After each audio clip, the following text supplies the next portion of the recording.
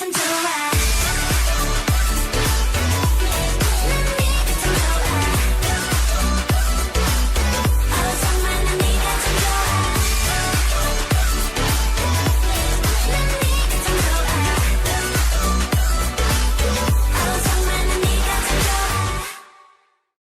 Are you sick of this trend? I hope you're not, because I'm back with more tea. My first one did horribly and my second one did overwhelmingly well. So because these videos get so much views, I'm making more. Also, I'm changing to the female voice because I kind of prefer this. I hope y'all are mature, but just in case, I must say this disclaimer. These are all my opinions. Feel free to disagree. If you're hurt by some of these opinions, just click off and don't send hate. If you like this video, go give it a like and subscribe because it's free. Comment what you think because I would love to know. Without further ado, let's begin.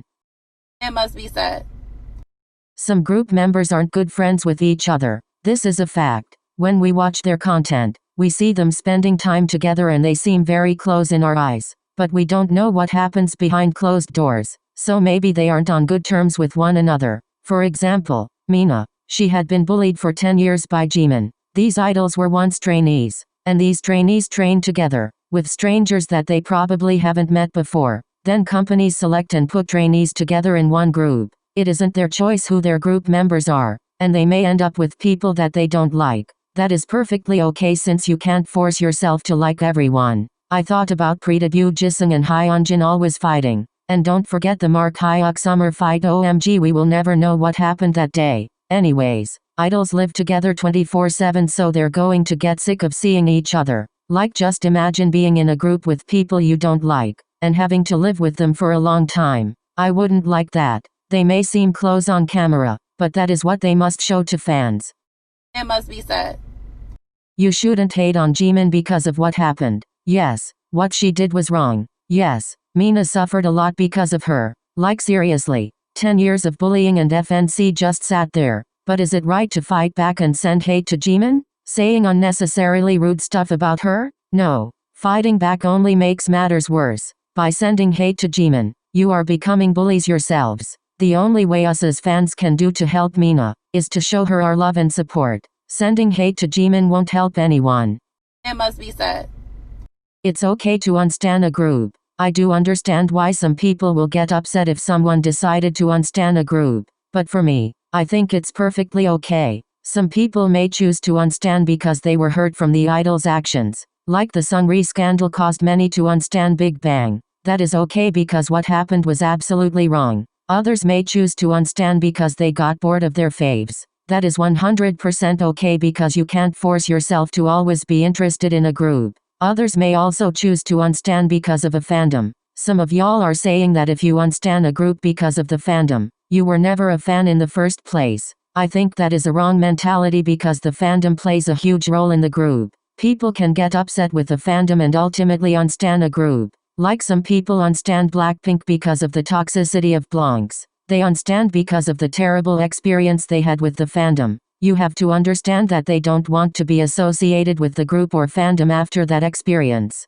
There are so many reasons why someone will unstan a group, and that's okay. What is not okay is sending hate to the group after unstanning. That is disgusting. If you unstan a group, I am sure that you still listen to their music and support them without considering yourself as a fan. Don't hate on people who unstan your faves. They have their reasons and you need to understand.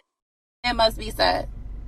There are no rules to stanning. I'm sick of people saying that if I don't know this, or I don't know that, I'm not a true fan. Like, sis, I don't have time to memorize every piece of information from my faves. I have more important things to memorize, such as stuff that will be tested for exams. Truthfully, I was never able to memorize all my faves' birthdays. I know some facts about them but not every single one of them. I may even not know some inside jokes in some fandoms. But does that make me a bad stan? I can love all the members without needing to know everything about them. I can consider myself a stan without needing to meet your requirements of how I should stan. Who are you to decide how I should stan a group? I can choose. And y'all can choose as well.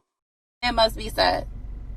I don't like 2020 rookie girl groups. Okay, this sounds gender biased because I stan some 2020 rookie boy groups. I promise you, I tried listening to Signature, Secret Number, and Nizzy U, but I just don't like their music. Their songs are okay. I don't hate it, but I don't love it either. I guess that they are going for teen crush concept like ITZY. And teen crush is becoming a trend these days, and I like how these groups are trying out this concept. But I don't know. I don't understand the hype. So far, I haven't shown interest in any girl group in 2020. I am sorry, I'm just uninterested. They are only rookies. Who knows? I may end up standing them in the future when they release more music. But as for now, I am uninterested in them. It must be said. All-rounders aren't more talented than those who only specializes in one thing. I love all-rounders. For this opinion I'm using Hans Fangkum because he's an iconic all-rounder. He's talented and I'm not trying to offend him. Please don't misunderstand. Anyways, I'll make this quick. I don't like how some of y'all compare talents. Imagine training for years specializing in one thing just to be called less talented than another member who is mediocre at everything. Talent isn't something that should be measured. Someone who specializes in one thing is equally as talented as someone who's good in all aspects. It must be said. Skinny shaming is as bad as fat shaming. Body shaming in general is bad and it needs to stop. I hear a lot of people saying that Lisa and Rose are too skinny, that it makes them look unhealthy. I understand that you are concerned about their health. But have you thought about how Lisa and Rose feels about their own bodies? Maybe they do feel insecure about it. Maybe they are trying to gain weight but they are struggling to do so. There are many people out there who can't gain weight no matter how much they eat. It's really not as easy as y'all think it is. How do Lisa and Rose feel when they see people calling them skinny? In conclusion, don't be quick to judge idols. You don't know what they're going through. Assuming shit can end up being very offensive. It must be said. TXT shouldn't have switched to dark concepts so fast. So many boy groups in K-pop have gone from cute to dark concepts. But I just kind of wished that TXT had waited a little bit longer before fully changing to dark concepts. I love their music, both cute and dark. But I wanted TXT to explore more of their cute concepts. It felt so fast that they changed. And it feels like they won't be going back to cute. NCT Dream did cute concepts for 2 years before changing to dark. Golden Child did bright concepts for 2 years before switching to a darker sound. It only took half a year for TXT to release Runaway and they eventually release Can't You See Me. Both are bops but it just felt too fast. They hit puberty so suddenly and none of us were ready. They went from cats and dogs to Puma in such a short time. I still love their music regardless. Support them instead of sending them hate because these boys are overhated. Moving on. It must be said. I don't mind songs which have similar structures. How you like that? Kill This Love and DDDD all have identical structures and you have to admit that. Some people say that groups with songs with the same structures makes their music boring. But for me, I personally don't care. For example, Momoland's recent releases have similar structures. But that is why they are doing so well now. Blackpink is the most popular girl group in the world. Most songs have similar structures yet they have broken many records and are still successful. Every single card song is a bop. I just don't care, as long as the song sounds good and it's able to do well. It must be said. Must be said.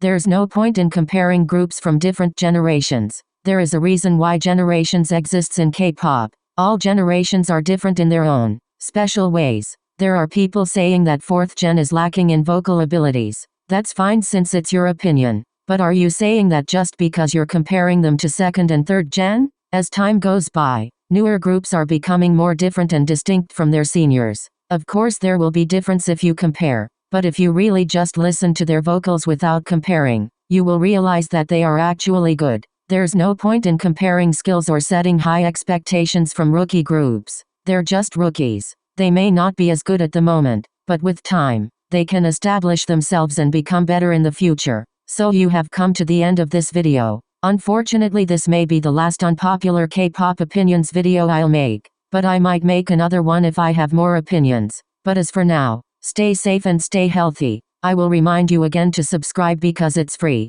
Comment what you think because I read every comment. As always, thanks for watching. Every view, like, comment means a lot to me. Bye.